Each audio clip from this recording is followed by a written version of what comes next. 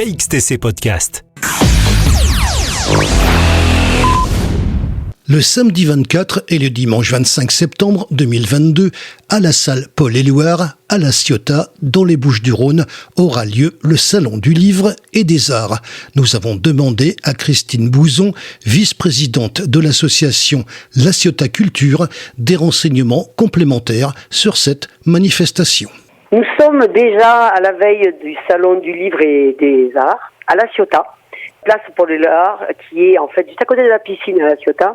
C'est une très belle salle, et dans cette belle salle, nous aurons 110 auteurs, éditeurs, artistes, qui ont chacun un stand, et qui vont pouvoir parler de leur passion, soit de l'écriture, soit de la sculpture, soit de la peinture, soit du photographie. Tout ce beau monde va être présent pendant 2 jours, de 10h du matin à 20h. Pendant cette journée, on aura aussi un petit programme musical, un programme de table ronde, et aussi des événements.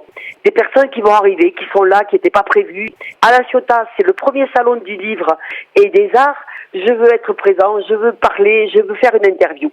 Nous avons de la chance que nous avons récupéré par des bonnes relations, des belles personnes qui sont venues, qui seront présents et qui vont nous aider à faire les tables rondes, les interviews. Ça va être une très très belle histoire qui va se dérouler dès samedi matin à 10h. Je reconnais que on est un peu ému parce que c'est le premier salon. C'est la première fois que ça arrive, un truc pareil à La Ciotat, sur le sujet, sur le thème de la culture. On a 50 écrivains, 3 ou 4 éditeurs, et après on a les artistes. Alors les artistes, il y a des céramiques. Vous vous rendez compte qu'il y a quand même des céramistes d'Aubagne, ils sont au moins une dizaine à être venus dire « Allez, on vient avec vous parce que la céramique, c'est pas loin, c'est Aubagne, mais bon, La Ciotat, c'est à côté. Allez, on vient vous présenter nos belles œuvres. » Nous avons les photographes, les sculpteurs. Vous vous rendez compte, ils viennent aussi, les peintres, les aquarellistes, des belles personnes. Tout cela, ils vont être présentés tout le long de la journée. On attend beaucoup de monde. Il faut savoir que l'entrée est libre et il y aura une petite restauration à toute la journée pour que vous puissiez rester avec nous.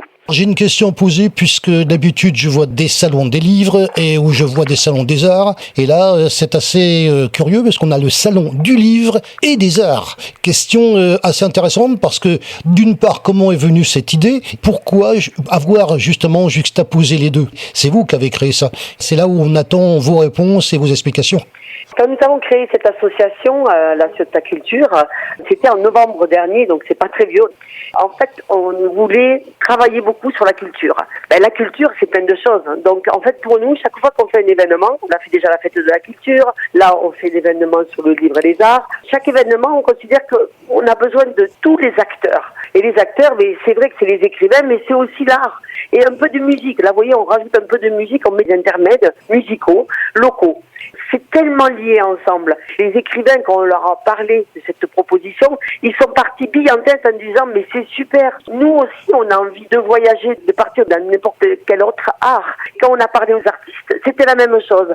Mais nous aussi on a envie de lire. Et je pense que c'est une union qui a vraiment été totalement naturelle.